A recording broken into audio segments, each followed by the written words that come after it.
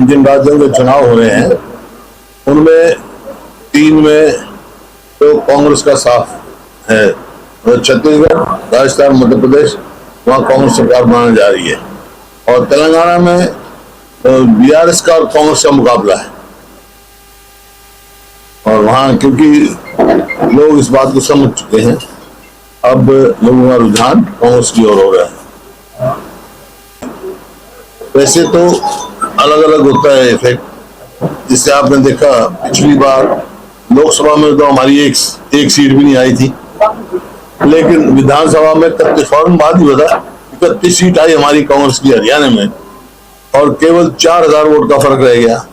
4000 vote अगर हमारी ज्यादा आती, मतलब हमारे कई जो उम्मीदवार, कोई 800 से हार गया, कोई 500 से हार गया, वो कुल 4000 और आ जाती तो हम सिंगल लार्जेस्ट पार्टी होते हो, और थोड़ा समय और मिल जाता तो हमारी मेजोरिटी आती। 44,000 वोट और मिलती तो मतलब क्लियर कट मेजोरिटी थी।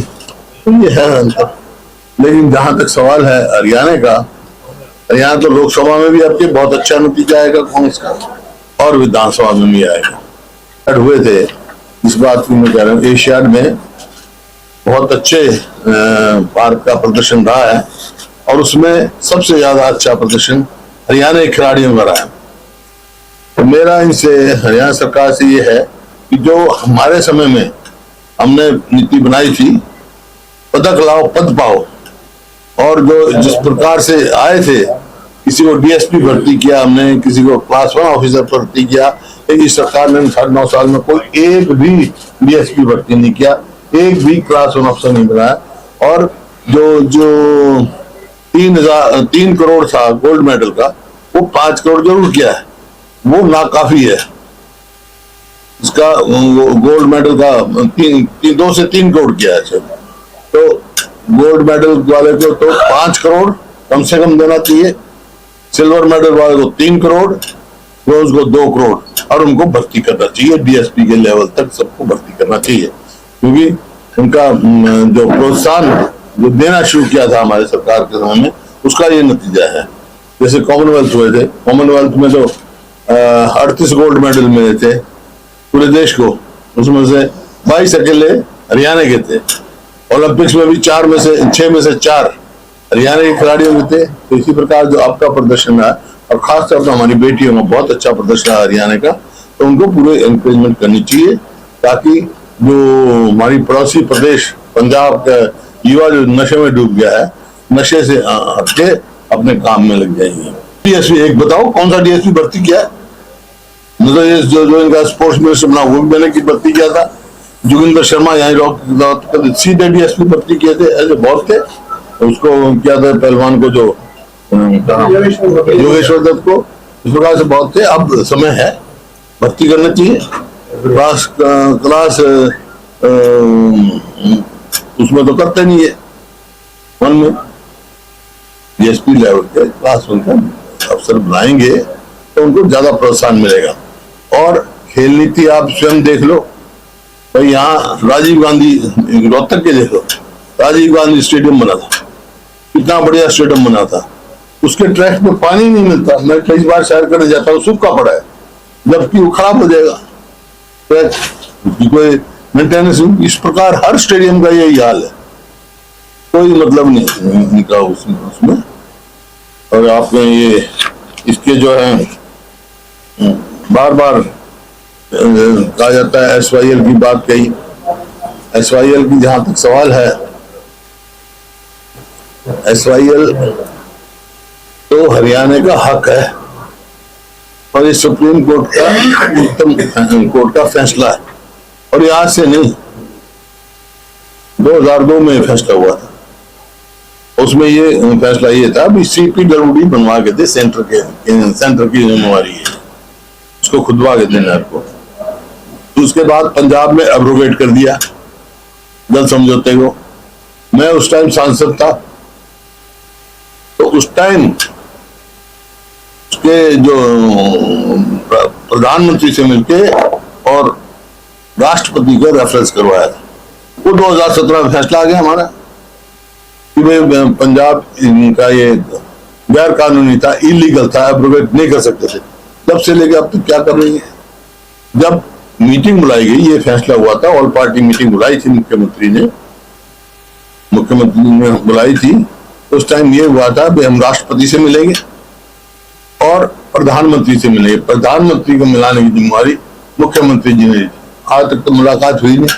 और वहां जब मीटिंग थी तो प्रधानमंत्री की जगह गृह मंत्री आए थे, उस टाइम राजनाथ थे शायद गृह मंत्री, और उनके सम्मुख ये फैसला हुआ था। सुप्रीम कोर्ट के जो वकील हैं, अटॉर्नी जनरल का, वो भी आए थे और मैंने सवाल पूछा था, मैंने कहा भाई इसमें कोई एग्जीक्यूशन, बोला ये ऑर्डर फाइनलिटी अटेन कर चुका है। फिर ये हरियाणा गवर्नमेंट का ये क्या स्टैंड था कि हम बैठ के बात करें? किससे बैठ के बात करें? बात करने में क्योंकि अब कह रहे हैं ये परसों मैंने पढ़ा मुख्यमंत्री जी का बयान कि पंजाब की जिम्मेवारी तो है। पंजाब तो गैर जिम्मेवार स्टेट है ही, क्योंकि फेडरल सिस्टम है, पंजाब को तो करना पड़ेगा। ये जो सुप्रीम कोर्ट ने फैसला सीपीडब्ल्यूडी का जिम्मेवारी लगाई है केंद्र सरकार की, वहां भी बीजेपी की सरकार है, यहाँ भी बीजेपी की सरकार है, क्यों डील बढ़ गए हैं? क्यों नहीं करवाते?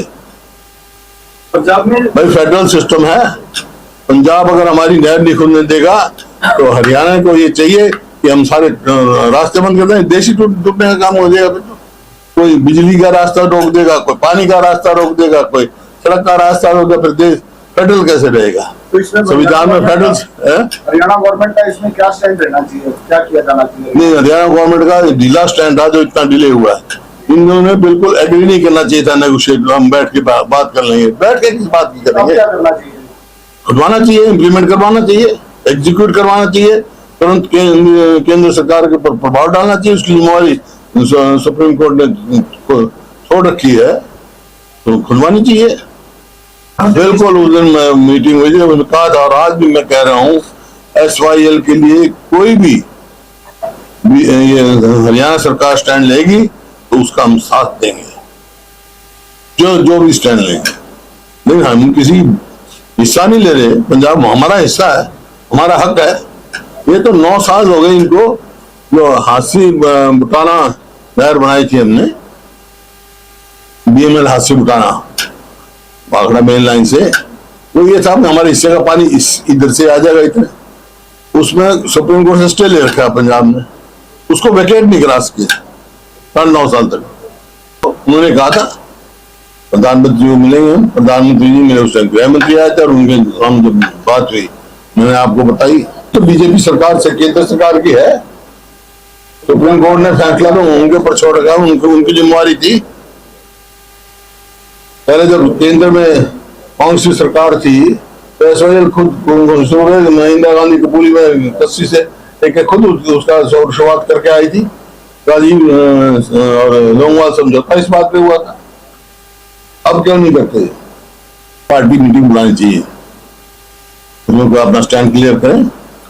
हम तो जो भी ये फैसला लेंगे उसमें डट के साथ देंगे, दलगत राजनीति से ऊपर उठकर हरियाणा के हित के लिए हर कदम उठाने के लिए तैयार। जब आप नहीं कर पा रहे, क्षमता नहीं है, नॉन परफॉर्मिंग गवर्नमेंट है ये, नॉन परफॉर्मिंग गवर्नमेंट। इसको मैं कई बार कह चुका हूं, ये सिर्फ इवेंट मैनेजमेंट की गवर्नमेंट है। इवेंट करेंगे, इवेंट में मैनेजमेंट करने में एक्सपर्ट है। हैपनिंग हरियाणा कर दिया, 6 लाख करोड़ की इन्वेस्टमेंट आएगी, गुड़गांव में किया था, आज क्या हुआ? अरे ये खरखौदा में जो ये मारुति का वो कह रहे हैं, ये आज से 9 साल डिले कर दिया। मैं जापान गया था जब ओ सुजुकी से ये बात हुई थी, तो 3 MIMT लगा रहे हैं, मानेसर और आपका रोहतक और खरखौदा। उन्होंने उस टाइम वायदा किया था हम तीनों जगह करेंगे, आगे परसों नहीं करा। 9 साल हो गए, अब कह रहे हैं मैं वहां लगाएंगे प्लान। इस प्रकार से जो इन्वेस्टमेंट आनी चाहिए थी, आज जो देश प्रति व्यक्ति आय, प्रति व्यक्ति निवेश हरियाणा नंबर 1 था पूरे देश में, आज कौन से नंबर पर है? अब तो ये सरकार जो है नॉन परफॉर्मिंग है, करना कुछ नहीं, पोर्टल चलाना है, और पोर्टल भी ऐसा चलाना जो लोगों को परेशानी करे, परमानेंट परेशानी। पहचान पत्र क्या है? परमानेंट परेशानी पत्र है। इसी प्रकार से जब किसान को बीमा कराना होता है तो पोर्टल नहीं चलता, किसान को मुआवजा लेना होता है तो पोर्टल नहीं चलता, किसान को अपना अनाज बेचना होता है तो पोर्टल नहीं चलता, कभी सर्वर नहीं चलता। नहीं है, बेचारे लाइन में खड़े, प्रॉपर्टी आईडी का देख लो आप। ये तो जैसे हमने किया, मैं खिलाफ नहीं हूँ डिजिटल के लिए, डिजिटल हमने शुरू किया। हमने किस चीज में किया? जहां लाइन लगती थी लोगों की, बिजली का बिल देने में लाइन लगती थी, हमने ऑनलाइन कर दिया बिजली का बिल। लेकिन प्रॉपर्टी आईडी की लेके तो इन्होंने लाइन लगवा दी। लाइन आप स्वयं देख लें, जाके देखे बेचारे किसी का दुकानदार को किराएदार, किराएदार को दुकानदार बात हो, और उसमें लाइन में खड़े रहते हैं।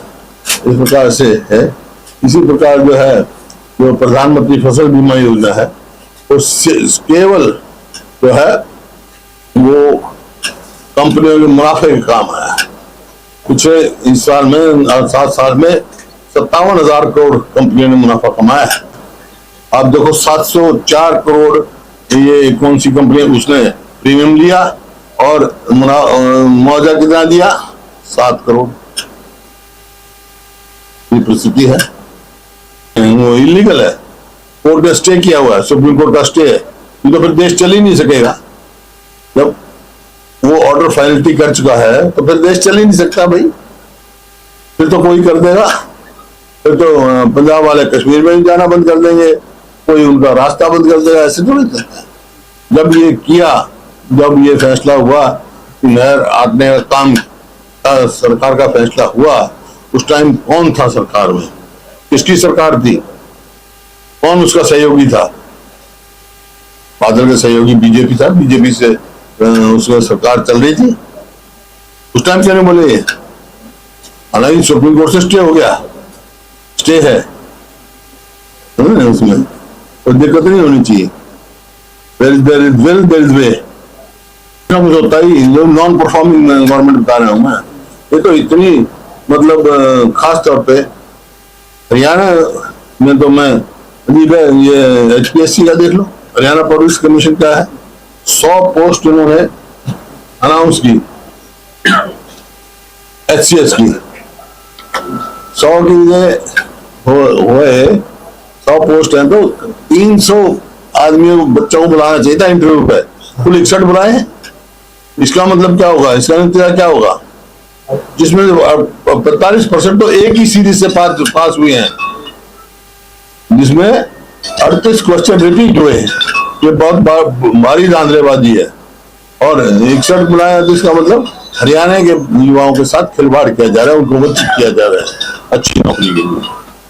तो ये तो HPSC को तुरंत डिसॉल्व कर देना चाहिए और इसकी पूरी CBI की इंक्वायरी होनी चाहिए। क्या मामला है? मतलब हर बारी करते हैं भर्ती, कभी पेपर लीक, कभी इस किस्म का करके बस अटका हुआ है। हमारी तो नीति थी है, हाँ बिल्कुल बिल्कुल देंगे आते ही। और मैंने जैसे कहा, गोल्ड मेडल को 5 करोड़ और सिल्वर को 3 और ब्रॉन्ज को 2 करोड़ देंगे, और उनको क्लास 1 की नौकरियां देंगे। तो जिस हिसाब से गोल्ड मेडल है, जिसको जिस कैटेगरी का, जो हम पहले भी देखते रहे।